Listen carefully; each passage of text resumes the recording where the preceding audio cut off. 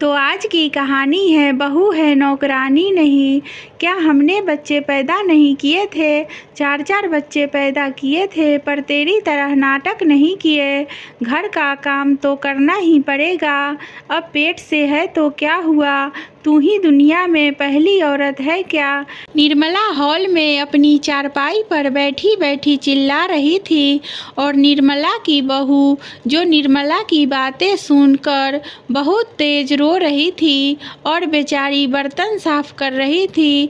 अगर एक बर्तन गिरने की भी आवाज़ आ जाती निर्मला को, तो तभी निर्मला चिल्लाने लगती कि किस बात का गुस्सा उतार रही है। इन बर्तनों को मेरे सर पे मार दे, इतना ही गुस्सा आ रहा है। तो निर्मला का रोज रोज का यही काम था।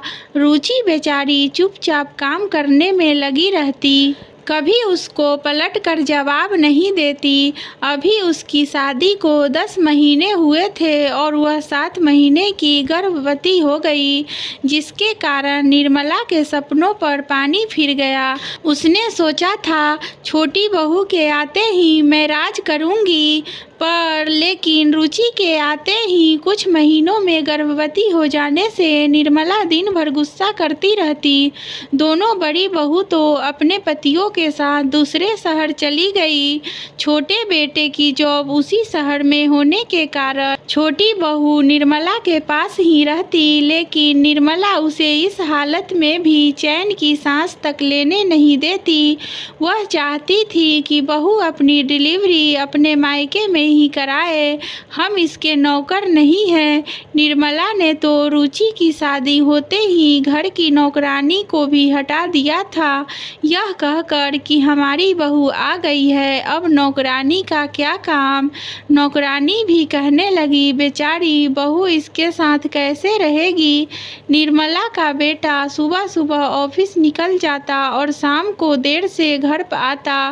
अपने बेटे के सामने तो निर्मला बहू को कुछ नहीं कहती, लेकिन बेटे के जाते ही उसे चैन से पानी भी नहीं पीने देती।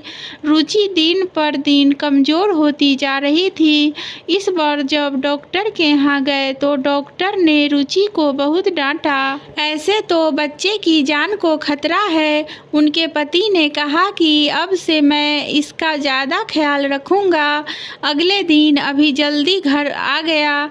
जैसे ही घर के दरवाजे पर पहुंचा, निर्मला रुचि पर बहुत तेज से चिल्ला रही थी और साथ ही साथ उसके घर वालों को भी अपशब्द बोलने लगी, लेकिन रुचि चुपचाप सुन रही थी। निर्मला के बेटा अभी तो गुस्से से लाल पीला हो गया। उसने अपनी माँ को कहा, तुझे नहीं दिखता कि इसकी तबीयत इतनी खराब रहती है?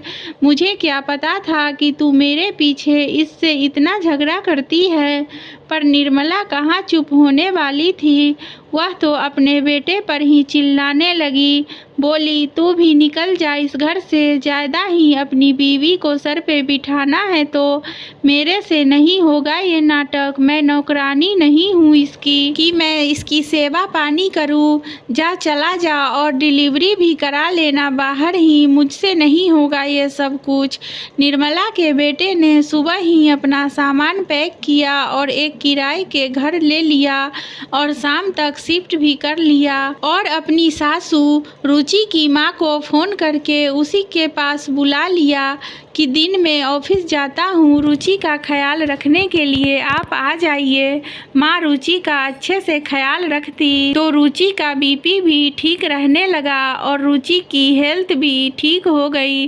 डॉक्टर ने कहा अब सब ठीक है। जल्दी ही रुचि की डिलीवरी का टाइम आ गया और उसने एक स्वस्थ बेटे को जन्म दिया। जब इस बात का निर्मला को पता चला कि मेरा पोता हुआ है, उसे बेटे की याद आई और उससे रहा नहीं गया। वह अपने पोते से मिलने अपने बेटे के नए घर पहुंच गई। निर्मला ने अपने बेटे बहू से माफ़ी मांगी और पोते को गोद में लेकर कहा, अब बस अपने घर चलो। निर्मला के बेटे बहू ने निर्मला को माफ़ किया और सभी एक साथ प्यार से रहने लगे। निर्मला के स्वभाव में बहुत बदलाव आ गया था। अब निर्मला अपना सारा दिन अपने पोते के साथ और पूजा पाठ में व्यतीत करती और अभी रुचि से झगड़ा भी नहीं करती। अभी और रुचि भी अपनी माँ में आए इस बदलाव को देखकर बहुत खुश थी। आशा करती हूँ दोस्तों आपको हमारी कहानी पसंद आई हो। अगर कहानी पसंद आई हो तो हमारे वीडियो को लाइक शेयर और सब्सक्राइब करें। धन्यवाद दोस्तों।